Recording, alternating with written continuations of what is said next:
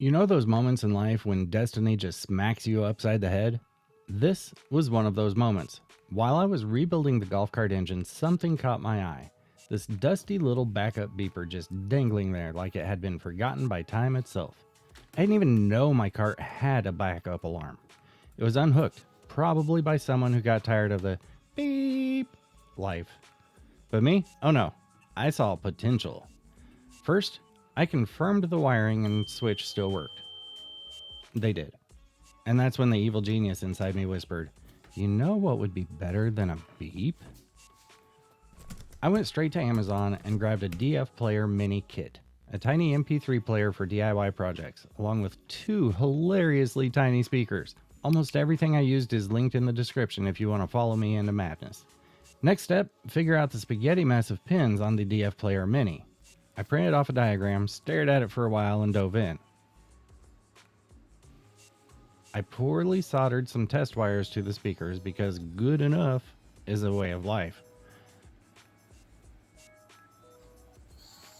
Rigged up a quick test setup using a random USB jumper cable I had laying around to get the 5 volts it needed.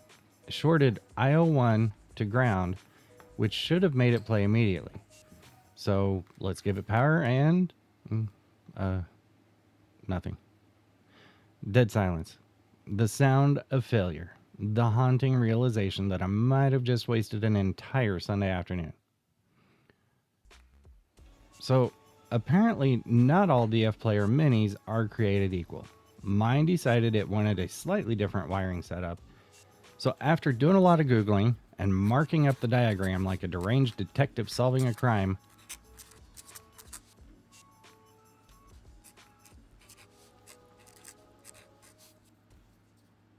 I finally got it working.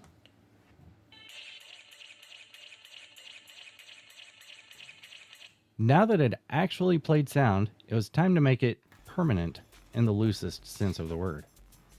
I grabbed my wife's favorite dipping sauce bowl because when you need a professional speaker enclosure, you go to the kitchen. So I cut some holes for the speakers, wired them in series because I figured 2 is better than 1, right? I hot glued them into place and jammed the wiring and 12 volt to 5 volt converter inside. Drilled a hole for the power wires, after shoving everything into the bowl, of course, because planning ahead is for winners. I crammed the lid on and got it ready to mount in the golf cart.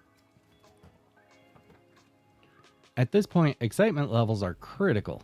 I finished sealing up my MacGyver bowl of electronics, mounted it onto the golf cart body with a very questionable bolt decision,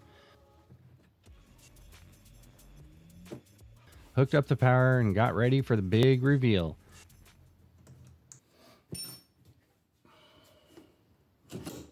First attempt, quiet. I mean, it was like it was whispering to me. It was so quiet. So, did I just install a ghost? Turns out I was off by 1 pin on the speaker wiring. Just 1 pin. 1. My ancestors weep. So I fixed it again, and now, ladies and gentlemen, when I throw my golf cart into reverse, instead of a beep, instead of some sad electronic whine, it unleashes an absolute banger. The kind of song that makes you question if you're backing up or backing that up. The kind of song that should come with its own fog machine and strobe lights. Mission accomplished.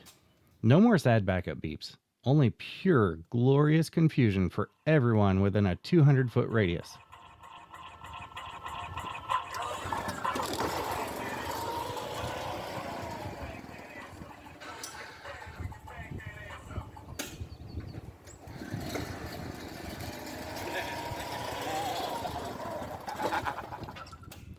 Thanks for watching my descent into absurdity.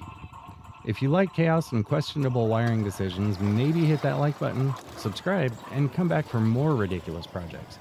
Because if it's not technically a bad idea, I'm probably not doing it right. See you next time.